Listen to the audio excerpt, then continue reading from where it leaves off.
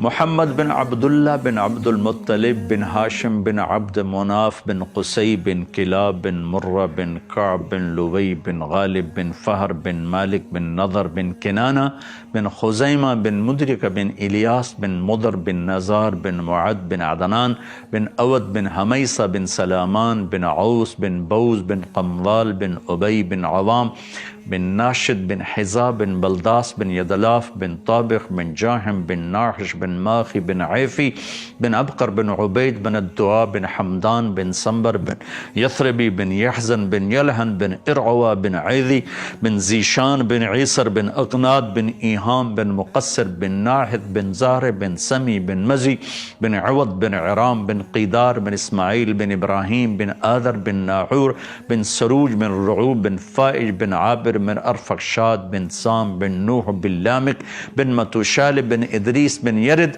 بن ملحل L بن قینان بن آنوش بن شیس بن آدم علیہ السلام۔ میں پچھلے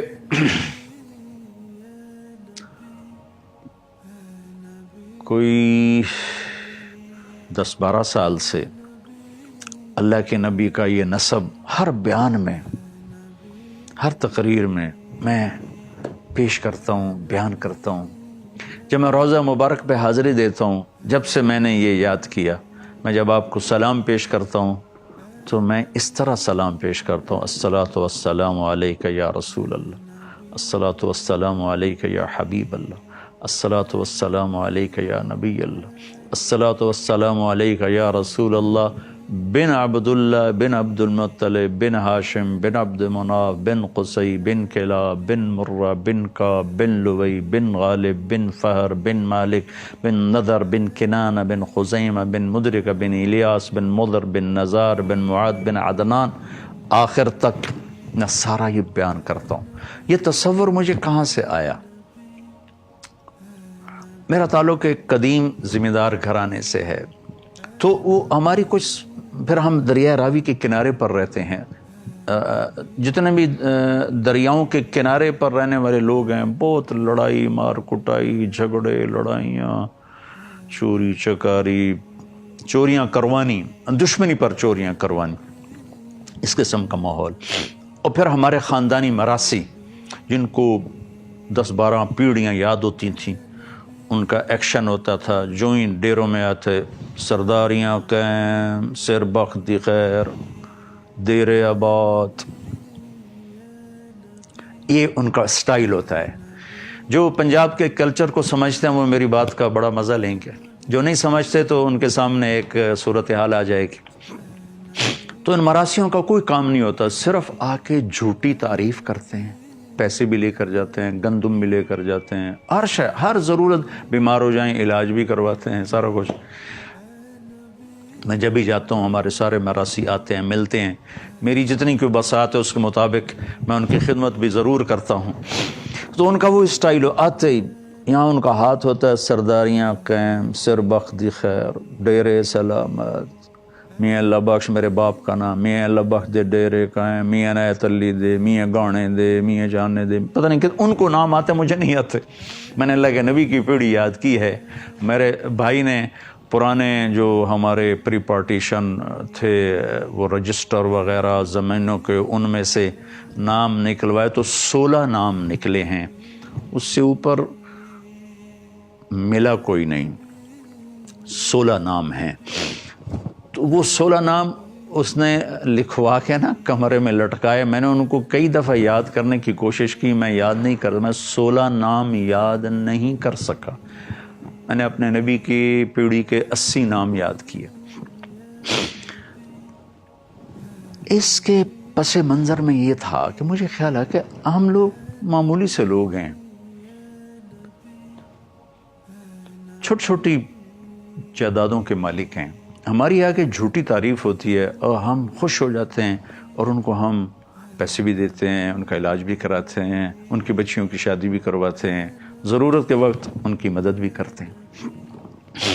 تو کئی سال پہلے مجھے خیال ہے کہ سب سے بڑا دیرہ تو میرے نبی کا ہے، سب سے بڑی دنیا کی سرداری تو میرے نبی کی ہے، اور سب سے بڑا خاندان تو میرے نبی کا ہے۔ تو میں اللہ کے نبی کا مراثی بن کر اور کمی بن کے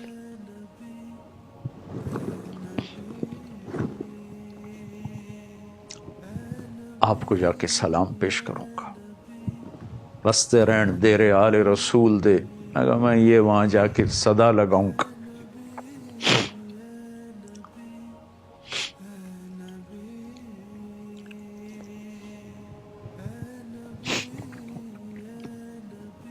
شہرت پانے کے بعد کچھ پتہ نہیں ہے کہ انجام کیا ہو، چونکہ اخلاص کا دعویٰ تو غار میں چھپا ہوا انسان بھی نہیں کر سکتا.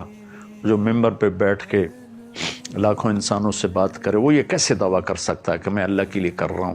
ہاں، زبان سے کہتا ہوں کر رہا ہوں، لیکن پتہ چلے گا جب واپسی ہوگی کہ یہ اللہ کے لیے ہے یا کس کے لیے ہے. آپ سے بھی دعا کی درخواست ہے کہ اللہ مجھے اخلاص نصیب فرمائے اور مجھے ریاکاری سے بچائے، مجھے اہانت مسلم سے بچائے، مجھے فرقہ واریت کو ہوا دینے سے اللہ بچائے. میں امت کے جوڑ کا سبب بنوں، توڑ کا سبب نہ بنوں.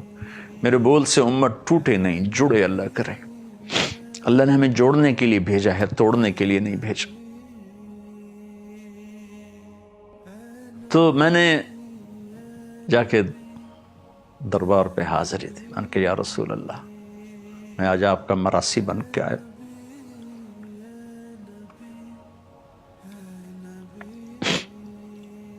آج میں آپ کو سلام پیش کروں گا آپ کے سارے باپ دادا کی پیڑھی کے ساتھ. میں نے آپ کو سلام پیش کیا، میں نے اب سنایا بھی. پھر ساتھ میں نے پورا ایکشن کیا. سرداریاں کہیں دیر آباد، آل رسول دے، علی دے، حسن دے، حسین دے، جعفر دے، عقیل دے، عباس دے، زین العابدین دے. سرداریاں قائم سر وقتی خیر. میں کہا میرے مالک، مجھے کچھ نہیں چاہیے، تیرے نبی کا مراسی بن کے تیری بخشش کا طلبگار ہوں. ان کے گھر کی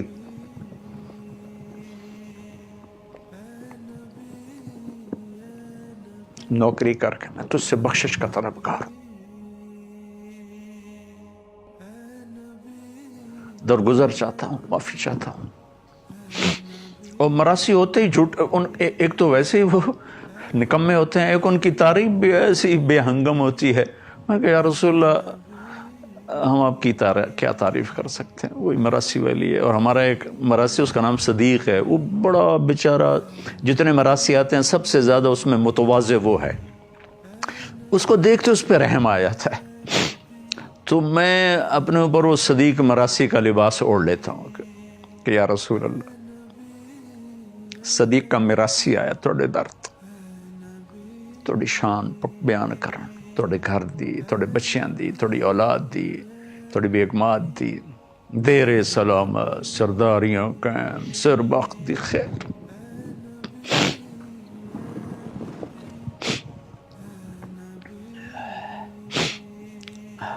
ہماری زبان میں جو مراسی ہیں، مراسی وہ جن کے وہ دیروں پر جاتے ہیں، ان کے لیے پرب کا لفظ ہے. پرب، مراسی اور پرب، یہ دو لفظ استعمال ہوتے ہیں ہماری زبان میں، جو ہمارے ہاں بولی جاتی ہے، چناوڑی زبان. وہ کدے گیا ہوں جی، میں پر بھاں کول گیا ہوں. میں کدھر جا رہا تھا، ہمارا ایک مراسی سڑک کے کنارے جا رہا تھا، تو میں نے گاڑی روک لی. میں وہ کدے جاندہ پہ کہ جو پر بھاں کول جاندہ پہ منگن کوئی شے. تو پرب میں وہ سارے ذمہ دار آ جاتے ہیں جن سے ان کا تعلق ہوتا ہے. وہ صرف ہمارے پاس نہیں آتے، اوروں کے پاس بھی جاتے. کہیں سے کچھ ملتا ہے، کہیں سے کچھ ملتا ہے، کہیں سے کچھ ملتا ہے. تو میں پورا مراسی بن کہتا ہوں، آپ سے بڑا پرب کوئی نہیں، مجھ سے نکما مراسی کوئی نہیں.